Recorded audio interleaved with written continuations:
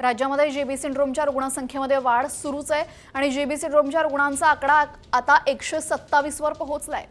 त्यापैकी 20 रुग्ण व्हेंटिलेटरवर आहेत, तर पुण्यामध्ये जीबीएसमुळे पहिला मृत्यू झालेला आहे। सिंहगड रोड परिसरामध्ये राहणाऱ्या एका 56 वर्षीय महिलेचा जीबीएसमुळे मृत्यू झालाय। त्यामुळे राज्यामध्ये आता जीबीएसच्या बळींचा आकडा 2 वर गेलाय।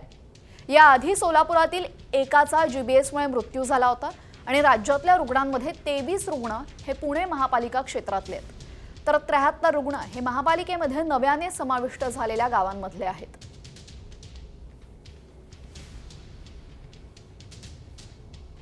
राज्यामध्ये जेबी सिंड्रोमच्या रुग्णसंख्येमध्ये वाढ सुरूच आहे आणि जेबी सिंड्रोमच्या रुग्णांचा आकडा आता 127 वर पोहोचलाय।